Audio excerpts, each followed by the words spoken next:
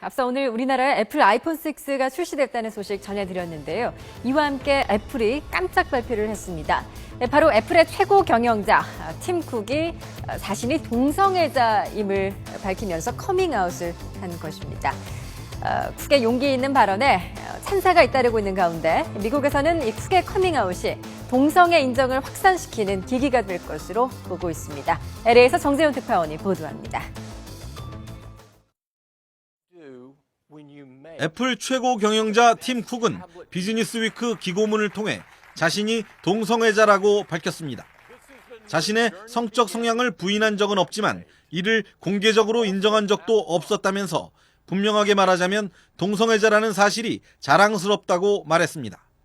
그러면서 신이 자신에게 준 선물이라고 생각한다고 강조했습니다. 또 동성애자로 살면서 소수자에 대해 깊이 이해할 수 있었고 역경과 편견을 넘어설 자신감도 갖게 됐다고 설명했습니다. 커밍아웃 배경에 대해서는 애플의 CEO가 동성애자라는 사실을 알리면 자신이 누구인지 고민하는 다른 동성애자들을 도울 수 있을 것이라 생각했다고 말했습니다. 쿡은 그동안 꾸준히 동성애자 지지 발언을 해왔고 최근에는 고향 엘라베마 주정부에 대해 성소수자 권리 보호에 소홀하다고 지적하기도 했습니다. And still too slow on equality for the LGBT community.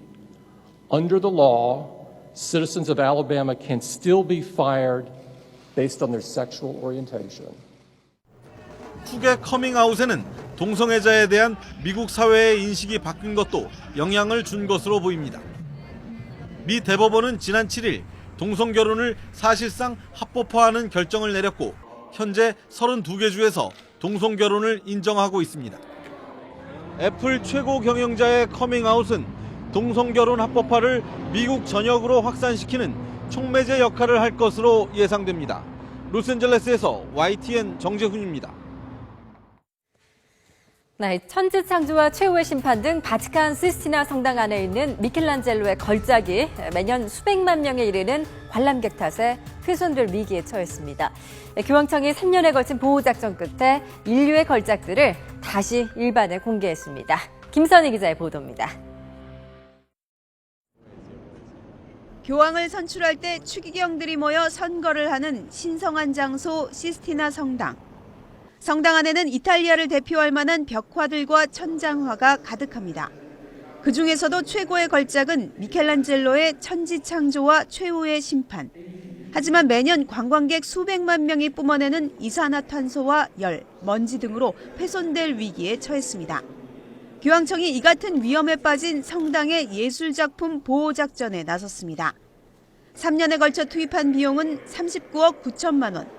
공기조절 장치와 조명 시설을 개선한 다음 일반에 공개했습니다.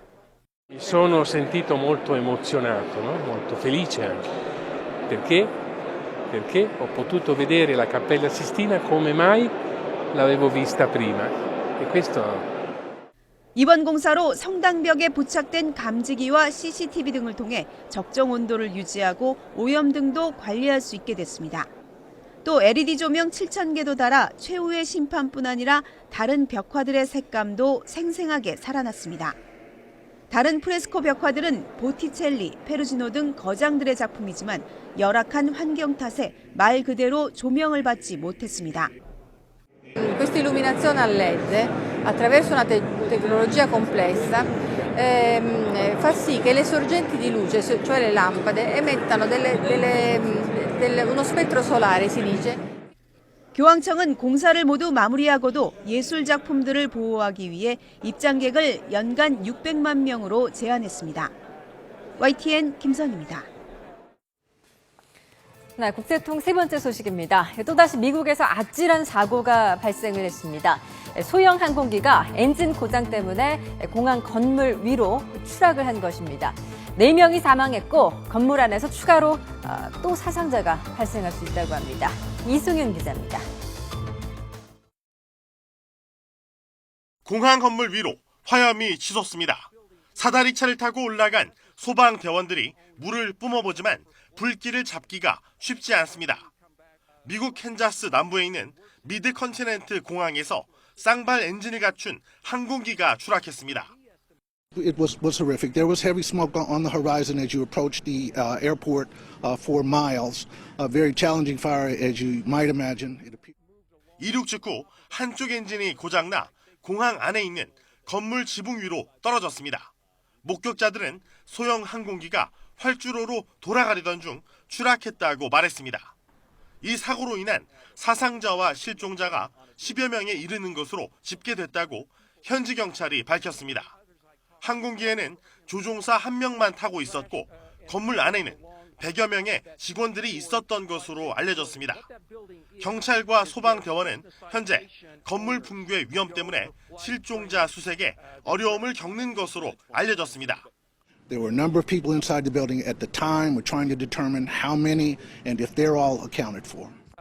공항 측은 현재 다른 항공기의 이착륙을 정상적으로 유도하고 있습니다. YTN 이승윤입니다.